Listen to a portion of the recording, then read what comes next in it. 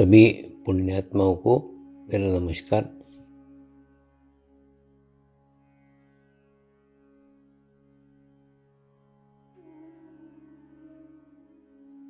गुरुर्ब्रह्मा गुरुर्विष्णु गुरुर्देवो महेश्वरा, गुरु साक्षात परब्रह्म तस्मै श्री गुरुवे नमः।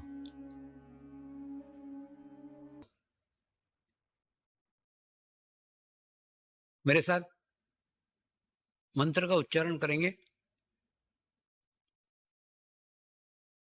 मैं एक पवित्र आत्मा हूं, यानी मैं शरीर नहीं हूं। मैं एक शुद्ध आत्मा हूं। शुद्ध आत्मा केवल परमात्मा है, यानी मैं परमात्मा मैं हूं। परमात्मा के सिवा मेरा कोई अस्तित्व ही नहीं है। फिर से, मैं एक पवित्र आत्मा हूं, यानी मैं शरीर नहीं हूं। मैं शुद्ध आत्मा हूं। शुद्ध आत्मा केवल परमात्मा है। परमात्मा के सिवा मेरा कोई अस्तित्व नहीं है। मैं परमात्मा मैं हूं। फिर से, मैं एक पवित्र आत्मा हूं, यानी मैं शरीर नहीं हूं। मैं शुद्ध आत्मा हूं। शुद्ध आत्मा केवल और केवल परमात्मा है। परमात्मा के सिवा मेरा कोई अस्तित्व नहीं है। मैं परमात्मा मैं हूं। अब इसी आत्मा भाव को बनाए रखते हुए गुरु मंत्र का उच्चारण करेंगे।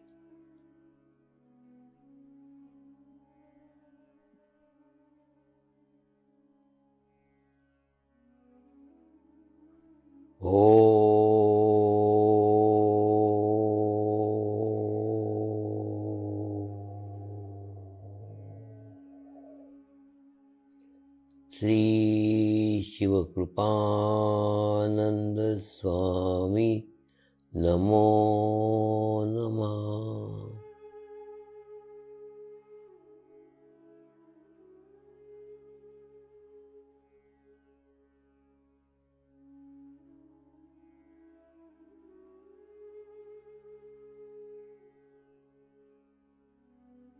ओम श्री शिवकृपानंद स्वामी नमो नमः।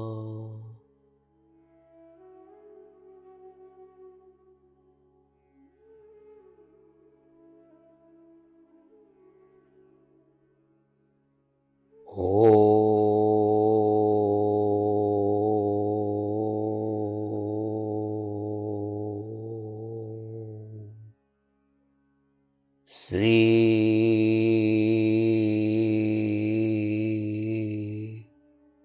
शिवकृपानंद स्वामी नमो नमः।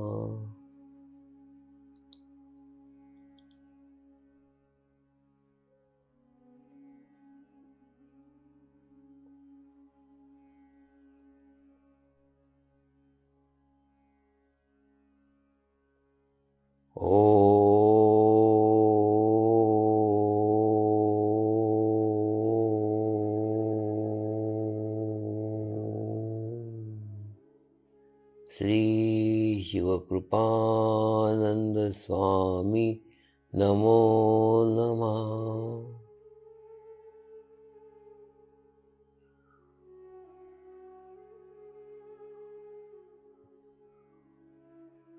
ओम श्री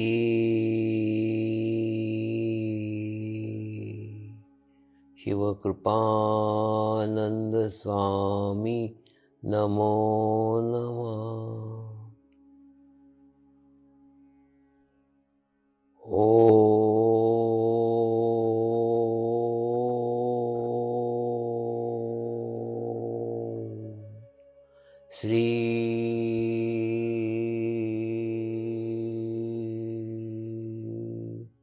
शिवकृपानंद स्वामी नमो नमः।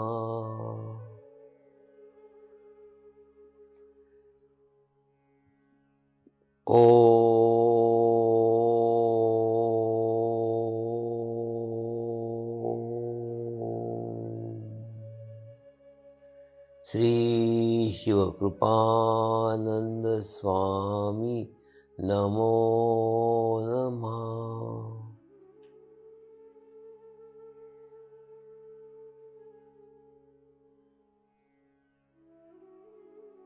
ओम श्री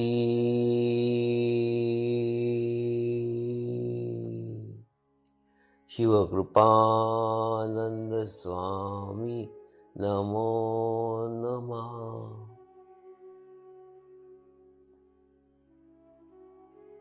ओम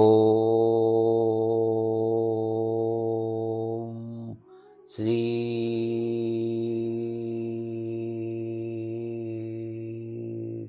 शिवकृपानंद स्वामी नमो नमः।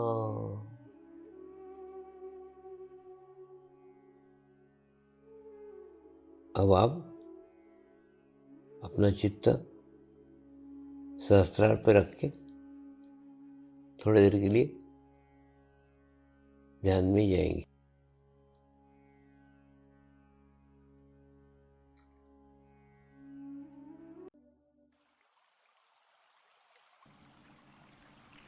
आए हुए सभी पुण्य आत्माओं को मेरा नमस्कार। हिमालय का ये ज्ञान आपकी पिछले 25 वर्षों से राह देख रहा था, इंतज़ार कर रहा था। आज वह समय आ गया है कि आप इसके समक्ष उपस्थित हुए हैं। चलिए हम समग्र योग के कार्यक्रम की आज शुरुआत करते हैं। बचपन में हमने एक कहानी सुनी थी कि 5 मित्र जो दृष्टिहीन थे, वो पांचों एक मंदिर में जा रहे थे। मंदिर के दरवाजे के ऊपर एक हाथी की प्रतिमा थी। उस हाथी के प्रतिमा को एक मित्र ने हाथ लगाया और उसने उसका हाथ हाथी के पैर को लगा। तो वो मित्र ने कहा, मैंने समग्र हाथी को जान लिया है और हाथी एक खंबे जैसा है। तो दूसरे मित्र ने हाथी के दांत को हाथ लगाया, तो दांत जरा कड़क था। तो बोले, नहीं, असली रूप तो मैंने जाना है, हाथी एक वज्र जैसा है। तीसरे मित्र ने हाथी के पेट को हाथ लगाया और उसके बाद उसने कहा कि हाथी एक पहाड़ जैसा है। और चौथे मित्र ने हाथी के पूंछ को हाथ लगाया। उसने कहा, नहीं, हाथी तो एक सांप जैसा है। और पांचवें मित्र ने एक कान को हाथ लगाया, बोले, नहीं, हाथी तो सुपड़े जैसा है। यानी प्रत्येक मित्र अलग अलग वर्णन कर रहे थे, अलग अलग बात कर रहे थे। तो वहाँ से एक सज्जन जा रहे थे, उन्होंने इन सब की बातें सुनी और बातें सुन के कहा, फिर पूरा वर्णन करके उन्होंने कहा, आप जो कुछ बता रहे हो, आप जो कुछ कह रहे हो, वो सब कुछ सत्य है, सब कुछ सत्य है, लेकिन वो एक अंग है, वो एक भाग है। समग्र हाथी का स्वरूप ऐसा नहीं है। ऐसा करके उन्होंने समग्र हाथी का स्वरूप बताया। उन्होंने कहा, तुम उसके एक एक अंग को छू रहे हो, लेकिन पूरा हाथी इस प्रकार से। ये कहानी इस परिप्रेक्ष्य में कह रहा था कि अभी योग की बिल्कुल ऐसी ही स्थिति है। देखिए, हमारे देश के प्रयासों के कारण, हमारे देश के प्रयत्नों के कारण योग को एक अंतर्राष्ट्रीय मान्यता मिली है और हम 21 जून को अंतर्राष्ट्रीय स्तर के ऊपर योग दिवस मनाते हैं। लेकिन आप देखो ना, जब 21 जून आता है तो 21 जून को टीवी के ऊपर योगासन, 21 जून को रेडियो के ऊपर योगासन, 21 जून को मैगज़ीन के ऊपर योगासन, न्यूज़पेपर में योगासन। पिछले 5 सालों से यही सब कुछ चल रहा है। तो मुझे चिंता ये है कि अगर ऐसा ही 25 साल तक चलता रहा तो 25 साल के बाद में जो जनरेशन आएगी, जो हमारी युवा पीढ़ी आएगी, वो युवा पीढ़ी सोचेगी योगासन यानी योग। क्यों? क्योंकि 25 साल से वो वही देखते हुए आ रहे हैं। लेकिन योगासन योग नहीं है, योग का एक केवल और केवल एक अंग है। यही कहने के लिए इस उम्र में भी मैं विश्व भर में घूमता हूँ और विश्व भर में घूम करके सबको बताते रहता हूँ कि योगासन योग का एक अंग है, योगासन योग नहीं है। देखिए, योग का अष्टांग योग है और अष्टांग योग के 8 पादान हैं। 8 पादानों में से 2 पादाने छोड़कर सब लोग एकदम कूद मारते वो आसन के ऊपर। सबसे पहले यम आता है। यम आता है यानी जो तुम्हारे पास बुरी बातें हैं वो छोड़ना, बुरी बातों का त्याग करना, ब्रह्मचर्य रखना, यानी वो जो अहिंसा रखना, ये जो बेसिक बातें हैं वो सब बातें यम के अंतर्गत आती है। बाद में उसके ऊपर आता नियम। नियम यानी अच्छे नियम बना करके अच्छी आदतें अपने आप में डालना। उसके बाद नियम के बाद में फिर आता है आसन। आसन का सबसे पहला अर्थ है स्थिर 30 मिनट बैठना, और वो 30 मिनट बैठने के लिए अपनी बैठक तैयार करना, अपने शरीर को तैयार करना। उसके बाद शरीर को स्वस्थ रखना, शरीर को तंदुरुस्त रखना, ये आसन का मूल उद्देश्य है। और लेकिन उसके पहले भी 2 पादान हैं, यम और नियम। हम सीधे ना आसन के ऊपर आते हैं, और आसन के ऊपर आने के बाद और उसके ऊपर अगर हम आते हैं तो आता है प्राणायाम। प्राणायाम यानी अपने विचारों पे नियंत्रण करना, सांसों के ऊपर नियंत्रण करना, सांसों को नियंत्रण करके अपने विचारों पे नियंत्रण करना, ये प्राणायाम का उद्देश्य। उसके ऊपर से हम और ऊपर आते हैं तो फिर आता है प्रत्याहार। प्रत्याहार आने के बाद में, प्रत्याहार यानी क्या, कोई मैंने एक देखो ना, तो वैसे बुरा मत सुनो, बुरा मत कहो, बुरा मत देखो और बुरा मत सोचो, ये प्रत्याहार के अंदर आता है। जितना हमारा चित्त, जितना हमारा अटेंशन बाहर की ओर जा रहा है, वो बाहर की ओर न जाते हुए हमको भीतर की ओर रखना सिखाता है प्रत्याहार। तो प्रत्याहार के माध्यम से हम ये सब करते हैं। अच्छा, उसके बाद में प्रत्याहार के बाद में आता है तो धारणा। धारणा यानी देखिए, जैसे ए फॉर एप्पल, तो ए फॉर एप्पल रहता है क्या? नहीं, अपन जब बड़े होते तो अपने मालूम पड़ता ए फॉर एप्पल नहीं, ए बहुत सारी चीज़ों का है। ठीक उसी प्रकार से आपको धारणा करना पड़ती है किसी देवता के ऊपर, किसी व्यक्ति के ऊपर, किसी गुरु के ऊपर। देखिए, आप जब किसी धारणा करते समय परमात्मा का भाव रखेंगे तो आपका रिसीविंग 100% खुल जाएगा, और 100% खुल जाएगा ना, तो उसके रिजल्ट, उसके परिणाम आपको 100% प्राप्त होंगे। तो धारणा रखने के लिए सर्वपहले आपको उसको परमात्मा मानना पड़ेगा। परमात्मा मानना पड़ेगा यानी देखिए, आध्यात्मिक क्षेत्र का ही नहीं, अगर आप व्यवहारिक ज्ञान में भी देखेंगे, अगर समझ लो आपका गणित का विषय कच्चा है, आप गणित के टीचर को अगर परमात्मा मानेंगे तो क्या होगा? तुम्हारी रिसीविंग 100% खुल जाएगी। वो जिस अर्थ में गणित सिखा रहा है उस अर्थ में आप गणित सीख सकते हैं। बिल्कुल ठीक ऐसा ही, जैसे ही आप किसी ड्राइविंग स्कूल में जा रहे हैं, ड्राइविंग स्कूल के टीचर को अगर परमात्मा मानेंगे तो वो जो बता रहा है वो उसी अर्थ में आप ग्रहण करेंगे, आपकी ग्रहण करने की क्षमता 100% हो जाएगी। बिल्कुल वैसा का वैसा है। ये आध्यात्मिक क्षेत्र में भी है, योग के क्षेत्र में भी है। हमको हमारे गुरु को परमात्मा मानना पड़ता है। और जब मैंने वो परमात्मा नहीं है, परमात्मा तो कोई है ही नहीं, परमात्मा एक विश्व चेतना है, लेकिन हमको मानना पड़ता है कि गुरु परमात्मा है। ऐसा जब मानेंगे ना तो 2 बातें होती है, हमारी रिसीविंग 100% हो जाती है एक, और दूसरा मुझे परमात्मा मिल गया, ये समाधान होता है। और ये समाधान होने के बाद में फिर हमारा धारणा पक्का होता है। धारणा के बाद में अगर धारणा अच्छी हुई, धारणा एक जगह हुई, धारणा स्थिर हुई, तो फिर आगे का स्थिति आता है धारणा के बाद ध्यान। ध्यान यानी क्या? अपने चित्त को एकाग्र करके, स्थिर करके एक ही साधना में लगाना और एक निर्विचारता की अवस्था प्राप्त करना। ये निर्विचारता की अवस्था तक सर्वसामान्य ध्यान की पद्धति में पहुंचा जाता है, पहुंचते हैं, लेकिन उसके आगे का रास्ता, उसका आगे का मार्ग समाज में पता नहीं है। इसलिए अगला जो मार्ग है समाधि, समाधि की बातें कोई भी नहीं करता। योग केवल निर्विचारता तक जाके समाप्त हो जाते हैं। आगे की स्थिति समाधि है। समाधि यानी अपने शरीर भाव को संपूर्ण समाप्त करके आत्म भाव में अपने आप को लेके जाना समाधि है। समाधि के अंदर शरीर का पूर्ण भाव शून्य हो जाता है और हमारे आत्म भाव में हम चले जाते हैं। तो शरीर भाव से संपूर्ण मुक्त होना समाधि है।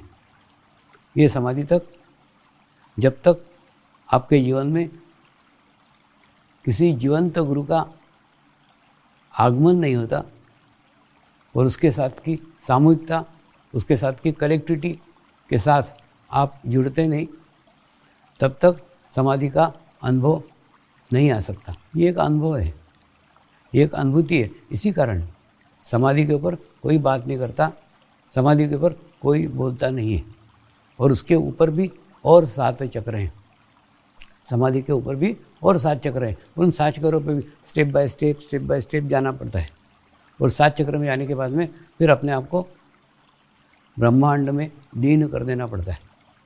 ये अभ्यास है, ये प्रैक्टिस है। जैसे जैसे करते जाओगे ना, वैसे वैसे होते जाएगा। इसमें जितने तुम ध्यान में समय दोगे, वैसे आगे आगे आगे की पादान होती जाएगी। हुआ था ना, एक बार एक गच्छाधिपति थे, उन्होंने बातचीत हुई ऊपर के 7 चक्र पार करके अपने देह से परे ध्यान करने की।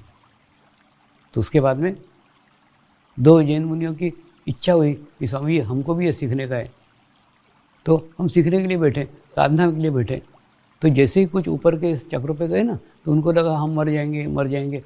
एक्चुअली मरते नहीं हैं। मरता है अपना अहंकार, अपना मरता है शरीर भाव, लेकिन अपने को ऐसा लगता है अपन मर जाएंगे। और वो मर जाने के डर के कारण धीरे धीरे लोग खुद ही ध्यान से बाहर आ जाते हैं। अगर कभी जीवन में आप उस अवस्था तक पहुँचे, जिस अवस्था में पहुँचने के बाद में आपको महसूस हो कि आपका शरीर छूट गया है और आप आकाश से आपके शरीर को देख रहे हैं, आप शरीर से परे हो गए, ये एक स्थिति है, ये एक अवस्था है। ये अवस्था स्टेप बाय स्टेप, क्रमबद्ध तरीके से, लयबद्ध तरीके से धीरे धीरे आपको प्राप्त हो सकती है। और होने के बाद में आप आपके शरीर को देख सकते हैं। तो शरीर भाव इससे धीरे धीरे कम होता है। लेकिन ये अभ्यास है, इसमें कोई चमत्कार नहीं है, कोई मिरेकल्स नहीं है। जैसे जैसे आप अभ्यास करोगे ना, जैसे जैसे इस मार्ग में आगे बढ़ोगे, वैसे वैसे आगे की प्रगति, आगे की स्थिति आपको प्राप्त होती जाएगी। तो ये ध्यान करते समय एक व्यवस्था के अंतर्गत किया जाता है। जैसे आप 4 मित्र इकट्ठा होते हैं तो पिकनिक करते हैं कि नहीं, ठीक इसी प्रकार से हिमालय में जब कई ऋषि मुनि एक साथ एकत्र होते हैं तो एकत्र होकर के एक गुफा में बैठते हैं और गुफा में बैठ करके देह के बाहर के ध्यान का अभ्यास करते हैं। और अभ्यास करते समय सब एक साथ अपने शरीर का त्याग करते हैं और उसके बाद में ब्रह्मांड में विचरण करते हैं और उसके बाद में एक साथ वापस आते हैं। उसके अंदर एक भी बीच में ऐसा इच्छा नहीं करता कि मुझे ध्यान में से बाहर आने का है, ध्यान में डरेगा नहीं, ऐसा स्थिति प्राप्त होता है। लेकिन ये कभी ये स्थिति जबरदस्ती मिल जाए तो बड़ी कठिन परिस्थिति हो जाती है। हुआ था एक बार जंगली महाराज के आश्रम के अंदर, वो जो गुरुजी थे उनके साथ में मैं ध्यान करने बैठा था और मेरे आसपास खूब सारे लोग बैठे थे, जबकि मेरे को ऐसी आदत नहीं है। जब इस स्थिति में जाते हैं ना तो एकांत में रहते, अकेले में रहते हैं। और उसके बाद में कोई वातावरण अनुकूल नहीं था, इसलिए ऑटोमेटिकली फिर वो स्थिति अनायास ही प्राप्त हो गई। और प्राप्त होने के बाद में मेरे को ऊपर से दिख रहा था कि नीचे कार्यक्रम समाप्त हो गया है, नीचे भजन चालू हो गए हैं, सब लोग ध्यान में से उठ गए, लेकिन मेरे को नीचे आते ही नहीं आ रहा था, मैं ऊपर ही स्थिर था। फिर धीरे धीरे उन्होंने मुझे हिला करके कहा, स्वामी जी बाहर निकलो, ध्यान समाप्त हो गया है। तो धीरे धीरे उसमें से बाहर आए। देखिए ये कैसी स्थिति आपको बताता हूँ। जैसे आप देखते कि नहीं, वो सर्कस का एडवर्टाइजमेंट होता है तो एक बहुत बड़ा बलून एक जगह से बंधा रहता है और ऊपर आकाश के अंदर वो झूलते रहता है, अपन देखते उसका एडवर्टाइजमेंट होता रहता है। बिल्कुल ठीक ऐसा ही आपका जो शरीर रहता है ना, उसी के शरीर का बराबर ऊपर आप महसूस करते हैं अपने आप को, और आपके और इस शरीर के बीच में एकदम एक पतली सी चांदी की रेखा रहती है। उस चांदी की रेखा से आप धीरे धीरे धीरे धीरे धीरे धीरे नीचे आते हैं और फिर शरीर में आते हैं। माने शरीर और आपके अंदर केवल उस एक रेशा का, और वो रेशा भी कई किलोमीटर तक दिखती है, कई किलोमीटर तक दिखती भी नहीं है। इसीलिए शरीर में आना एक कठिन साधना रहती है। इसीलिए सामान्यतः ये ध्यान वहाँ करते हैं जहाँ आपके आसपास कई किलोमीटर तक कोई भी व्यक्ति नहीं हो, कोई भी आदमी नहीं हो, और फिर ये साधना होती है। तो कहने का अर्थ योगासन के केवल ये 7 चक्र नहीं है, योगासन के ये 7 चक्र के ऊपर भी 7 चक्र हैं, और 7 चक्र के बाद में भी आपको देह छोड़ के ध्यान की स्थिति प्राप्त हो जाती है। ये ध्यान के बारे में समाज में बहुत गलत धारणाएं हैं, और उन धारणाओं को ही दूर करने के लिए मेरे गुरुदेव ने मुझे समाज में भेजा है। देखिए, ध्यान के बारे में एक धारणा है कि ध्यान साधु संतों ने ही करना चाहिए, सामान्य आदमी ने नहीं करना चाहिए, सामान्य आदमी के बस का रोग ही नहीं है। देखिए, एक आधा आदमी पूजा पाठ करता है, एक आधा आदमी कर्मकांड करता है, तो कर्मकांड करने बाद लोग कहते हैं वो बड़ा धार्मिक है, पूजा पाठ करता है, कर्मकांड करता है। लेकिन अगर एक आदमी ध्यान करने लग जाए, एक आदमी मेडिटेशंस करने लग जाए, तो लोग बोलते हैं अरे वो तो ध्यान कर रहा है, वो तो बाबा जी बनेगा, वो तो जंगल में जाएगा। यानी सामान्य आदमी की प्रतिक्रिया है ध्यान करना यानी बाबा जी बनना, ध्यान करना यानी समाज छोड़ देना। ऐसा कुछ भी नहीं है। मैं भी आपके जैसा एक सामान्य मनुष्य हूँ, एक सामान्य गृहस्थ हूँ। मेरे भी परिवार है, मेरे ये पोता है, मुझे पोती है, बहू है, दामाद है, सब है, सबके बीच में रहता हूँ, लेकिन किसी के भी बीच में नहीं रहता। सिर्फ आधा घंटा ध्यान करता हूँ, और आधा घंटे के अंदर एक ऐसी स्थिति में रहता हूँ जिस स्थिति में मैं किसी के साथ में भी नहीं रहता। तो कहने का अर्थ एक सर्वसामान्य मनुष्य ध्यान करे, ये मेरे गुरुदेव का इच्छा है। गुरुदेव की इच्छा है कि सर्वसामान्य मनुष्य तक ध्यान साधना पहुंचना चाहिए। और ये जो ध्यान धारणा है ना कि सामान्य मनुष्य नहीं कर सकता, ये गलत है। एक सर्वसामान्य मनुष्य एक समाज में रहते हुए भी ध्यान साधना कर सकता है।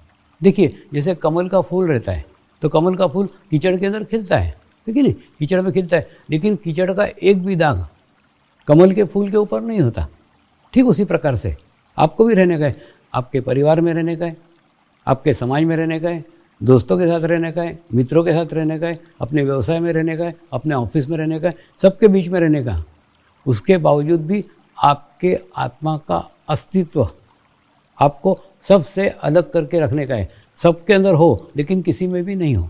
तो ये जैसे कीचड़, कमल रहता है ना, कमल कीचड़ में रहता है, लेकिन वो कीचड़ कमल में नहीं रहता। एक नाव नदी में रहती है, लेकिन नदी नाव में रहती है क्या? नहीं, नदी सदैव नाव सदैव नदी में रहती है, लेकिन नदी कभी भी नाव में नहीं रहती। आपको भी ऐसा ही करने का है। समाज में रहने का है, लेकिन समाज में नहीं रहने का है, चित्त से नहीं रहने का। चित्त अपना अपने सहस्त्रार चक्र पे रखना चाहिए। अब आप बोलोगे ये कैसा हो सकता है? ये प्रैक्टिस है ना, अभ्यास है। अब राजस्थान में देखो, राजस्थान में पनघट के ऊपर स्त्रियाँ अपने सर के ऊपर 3-3 हंडे 4-4 हंडे लेकर के जाती है, और ऊपर का एक भी हंडा नहीं गिरता। तो ये कौन सा अभ्यास है? अभ्यास है कि वो अपने सहेलियों से बातें भी कर रही है, और उसके बाद में चल भी रही है। उसके ऊपर के भी 4 हंडे वैसे के वैसे ही रखे हुए हैं। क्यों?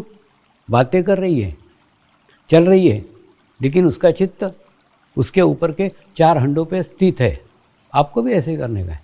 दिन भर में सबके बीच में रहने का, सबसे बातें करने का, सब कुछ करने का, लेकिन अपना अटेंशन, अपना चित्त अपने ही तालु भाग पे, यहाँ पे स्थिर रख के रहने का।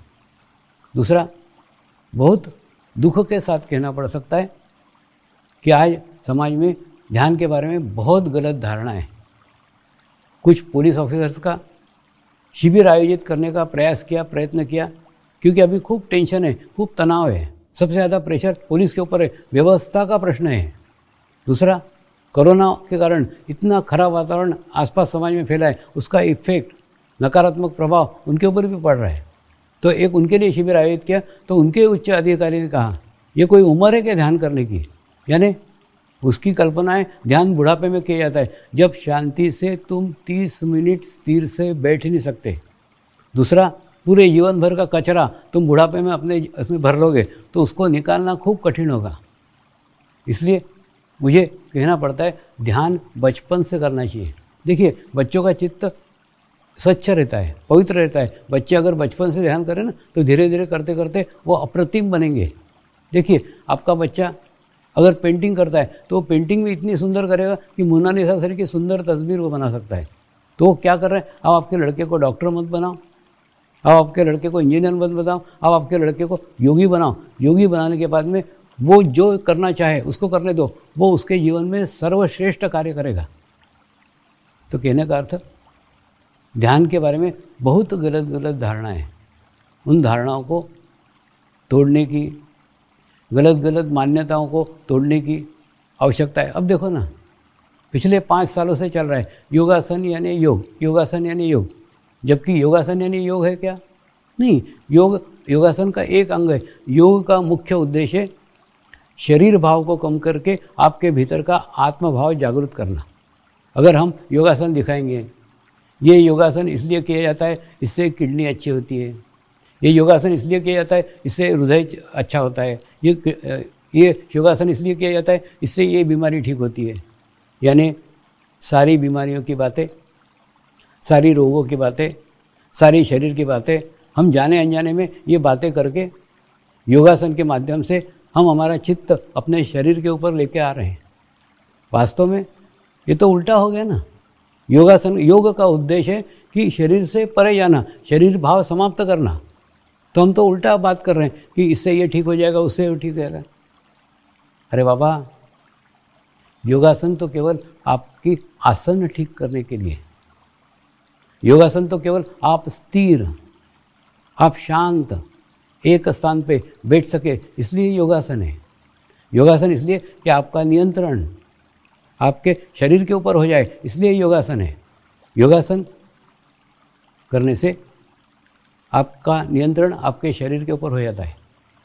योगासन योग में सहायक है। मैं योगासन का विरोधी नहीं हूँ, लेकिन योगासन योग है इसका विरोधी हूँ। अगर आप योगासन करते हैं तो जब आप योग करने बैठेंगे, जब आप ध्यान करने बैठेंगे, जब आप समाधि के लिए बैठेंगे तो आपका नियंत्रण आपके शरीर के ऊपर हो जाएगा। तो ऑटोमेटिकली जो शुरू में जो तकलीफ होती है ना, ध्यान में जो बाधाएं आती वो बाधा आपके ही शरीर की होती है। आपको 30 मिनट स्थिर बैठने की आदत ही नहीं है। तो ये योगासन आपको स्थिर बैठने का सिखाएगा। तो योगासन सहायक है, योग करना चाहिए, लेकिन योगासन योग नहीं है। देखिए, मेरे को कैसे कैसे अनुभव है वो आपको बताता हूँ। मैंने किताबें पढ़ी हुई नहीं है। जो अनुभव है, जो अनुभूतियाँ आई, वो मेरे 60 साल की अनुभूतियाँ, 60 साल के अनुभव ये 8 दिन में आपके सामने परोसने वाला हूँ। एक बार मैं ऑस्ट्रेलिया में गया था। ऑस्ट्रेलिया में 5 ऑस्ट्रेलिया की प्रसिद्ध योगा टीचर मेरे को मिलने के लिए आई, और आने के बाद में 5 का सुंदर सुडौल शरीर था और 5 का उतना ही कमज़ोर, उतना ही वीक चित्त था। तो मुझे खूब आश्चर्य हुआ कि इतनी अच्छी योगा टीचर है तो इनका चित्त इतना वीक क्यों है, इनका चित्त इतना कमज़ोर क्यों है। तो वो दिन का कार्यक्रम समाप्त हो गया। उसके बाद में वो भी घर चली गई, मैं भी घर चला गया। रात को ना मुझे मेरे नानी की बात याद आई। मेरे नानी के सामने कोई भी लड़की खूब देर तक मिरर देखती थी, खूब देर तक आईना देखती थी, तो नानी खूब जोर से डांट लगाती थी, मिरर मत देख, मिरर मत देख। मैं सोचता था वो लड़की मिरर देख रही है, ये नानी का क्या जा रहा है। लेकिन बाद में ना मुझे पता चला कि नानी क्यों डांटती थी। मिरर में लड़की अपने अंग प्रत्यंग देखेगी और सारा शरीर नाशवान है, तो नाशवान शरीर की तरफ अत्यधिक चित्त डालेगी तो क्या होगा, चित्त का नाश होगा। बिल्कुल वही के वही गलती वो 5 योगा टीचर ने की थी। दूसरे दिन फिर वो ध्यान के क्लास में आई, तो मैंने उनको पूछा कि आपका चित्त आपके शरीर के ऊपर है ना? बोले हाँ स्वामी जी, हमारे को ना अध्यात्म वगैरह से कोई लेना देना नहीं, हम तो हमारी फिगर बनाने को आए थे, हम इस मार्ग में फिगर बनाने को आए थे। मैंने बोला फिगर बन गई, आपका सुंदर सुडौल शरीर हो गया, लेकिन चित्त का नाश हुआ उसका क्या? बोले हाँ स्वामी जी बहुत हो गया है, क्या करें? बोले एक काम करो, रोज लोग पागल बोले ना तो भी चलेगा, 1 घंटा रोज आकाश की तरफ देखो, तो क्या होगा? आकाश नाशवान नहीं है, तो आपका चित्त स्ट्रांग होगा, आपका चित्त सशक्त होगा। देखिए शरीर नाशवान है, इस नाशवान शरीर पे तुम ज़्यादा चित्त डालोगे तो क्या होगा? आपके चित्त का नाश होगा। तो इसलिए शरीर पे चित्त मत डालो, चित्त डालोगे तो चित्त का नाश होगा। और दूसरा, एक बार पूना में एक योगा टीचर मिले, उन्होंने अपना अनुभव बताया, स्वामी हमको तो केवल 5-10 मिनट ध्यान कराते हैं, आज्ञा चक्र के ऊपर की बात ही नहीं करते हैं, सहस्रार चक्र की बात ही नहीं करते हैं। अगर सहस्रार चक्र की बात करो तो बोलते हैं कि जंगल में जाओ, वहाँ जाके ध्यान सीखो, यहाँ समाज में नहीं हो सकता। वैसे ही एक राजकोट की योगा टीचर मिली, वो बोली स्वामी जी हम तो योग केवल नौकरी पाने के लिए सीख रहे हैं, योग इसलिए कर रहे हैं ताकि हमको योगा टीचर की नौकरी मिले। आप देखो योग का क्या उद्देश्य है, योग किस तरीके से कर रहे हैं। योगासन व्यवसाय नहीं है, इसको व्यवसाय के रूप में मत लो। देखिए योग परमात्मा से सीधा संबंध है, योग परमात्मा से सीधा संपर्क है। आप पूर्ण परमात्मा पर विश्वास रखो ना, और विश्वास रख के आप योग साधना करो, तो आपके जीवन में कभी कुछ भी कमी नहीं पड़ेगा। ये मेरे जीवन का जीवंत अनुभव है। जो लोग आज मुझे 25 साल से 20 साल से जानते हैं ना, तो वही जानते हैं कि कैसी प्रगति हुई, कैसा प्रोग्रेस, सब ऑटोमेटिक होते जाता है। और केवल ये मेरा ही नहीं है, आज हजारों लाखों साधक है जो ध्यान साधना कर रहे हैं। उनको देखो, उनके जीवन की समस्या, उनके जीवन के प्रॉब्लम ऐसे ही छूट गए। उन्होंने किसी उद्देश्य से योग मार्ग नहीं अपनाया, कुछ नौकरी मिलना चाहिए, कुछ व्यवसाय करना चाहिए, कोई उद्देश्य नहीं है। और दूसरा, ये विशेषता है पूरे विश्व के अंदर, ये योग साधना निःशुल्क सिखाई जाती है। देखो पैसे वगैरह का तो खूब दूर की बात है। जो लोग 25 साल से 30 साल से मुझे जानते हैं तो बोलते स्वामी जी 25 साल के अंदर पूरे विश्व भर में कैसे फैल गया, इतने विश्व भर के लोग इसके साथ कैसे जुड़ गए, इतने लाखों लोग कैसे जुड़ गए। मैं उनको एक ही बात बोलता हूँ, पहली बात तो इसके अंदर मैं वो कार्य करता हूँ जो कार्य करने से मेरी आत्मा खुश होती है, मेरी आत्मा प्रसन्न होती है, वही कार्य करता हूँ एक। और दूसरा, सदैव अपेक्षा रहित होकर के कार्य करता हूँ। अपेक्षा रहित मतलब पैसे का तो बहुत दूर की बात है। आपको अगर 2 घंटे ध्यान सिखाया तो 2 घंटे ध्यान सीखने के बाद में आप ध्यान करो, ये भी अपेक्षा नहीं है। ये 2 का कारण आज सभी लोगों की इतनी अच्छी आध्यात्मिक प्रगति हुई है। देखिए जैसा बीज रहता है ना, वैसे वृक्ष रहता है। तो यही भाव लेकर के मैं ये कार्य करता हूँ, तो यही भाव लेकर के लोग कार्य करते हैं। अब देखो ना, इतना प्रचार प्रसार हुआ है, इतना प्रचार प्रसार किसने किया, किसके मार्फत किया, कैसा हुआ, ये सभी को आश्चर्य है। क्या होता है इसमें, जैसे जैसे आपकी आध्यात्मिक प्रगति होती है ना, वैसे वैसे आपका नाभि चक्र विकसित हो जाता है। और नाभि चक्र विकसित होने के बाद में फिर आपके अंदर जो कुछ है, तो आपकी इच्छा रहती वो प्रत्येक मनुष्य मात्र के लिए मिले। आपके अंदर एक समानता का भाव आ जाता है, आपके अंदर एक देवत्व का भाव आ जाता है। आप सबको समान रूप से देखते हैं और सबको समान रूप से मिले, ये आपकी इच्छा रहती। फिर आपके हाथ से वो बंटना चालू हो जाता है, धीरे धीरे धीरे धीरे कर सब दूर बढ़ते बढ़ते जाता है। दूसरा, हिमालय का मार्ग, हिमालय का रास्ता एकांकी है। एकांकी है यानी जाने का रास्ता है, आने का रास्ता नहीं है। जो भी हिमालय जाता है ना, एक तो पहले वो समाज को त्याग करके जाता है, वो समाज को छोड़ करके जाता है, और उसके बाद में वो वापस नहीं आने के लिए जाता है। यही कारण है कि हिमालय में पहुंचकर जिन ऋषियों ने जिन मुनियों ने आत्मज्ञान प्राप्त किया है ना, आत्मा अनुभूति प्राप्त की है ना, वो अपनी अनुभूति, वो अपना ज्ञान बताने के लिए, बांटने के लिए समाज में आए ही नहीं। और यही कारण है कि सहस्त्रार चक्र तक की अनुभूति, सहस्त्रार चक्र तक का ध्यान की जानकारी समाज को है ही नहीं।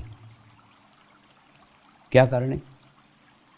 वहाँ जो जाता है ना, वहाँ जाने के बाद में ये दुनिया भूल ही जाता है। एक अंग्रेजी लेखक है टीम, उसने मुझे एक बार पूछा, स्वामी जी आप हिमालय जाते हो तो हिमालय के ऋषि मुनि ये समाज के बारे में क्यों नहीं करते? समाज में इतना भ्रष्टाचार फैल रहा है, समाज में इतनी बुराइयां हैं, वो समाज की बुराइयां दूर करने के लिए क्यों नहीं करते? मैंने उनको कहा वहाँ जाकर के ये समाज का विचार भी नहीं आता। देखिए क्या कारण है। वहाँ ना जैसे किसानों के खेत रहते कि नहीं, ये 10 एकड़ का मेरा खेत, 5 एकड़ का मेरा खेत, ठीक उसी प्रकार से उन ऋषि मुनियों के भी अड्डे बने हुए हैं। अड्डे यानी एक बहुत बड़ा एरिया वो उन्हीं का है, एक बहुत बड़ा पहाड़ उन्हीं का है। तो उनके एरिया में जैसे आप जाते हैं तो आपको एक निर्विचारता का स्थिति आ जाता है।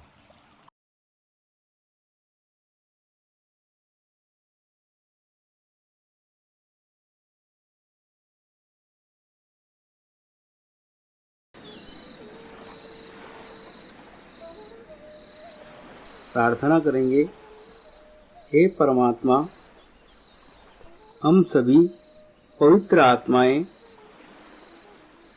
आपको हृदय से प्रार्थना करते हैं कि सारे विश्व में शांति हो, सारे विश्व के आत्माओं की आध्यात्मिक उन्नति हो एवं सर्वांगीण उन्नति हो।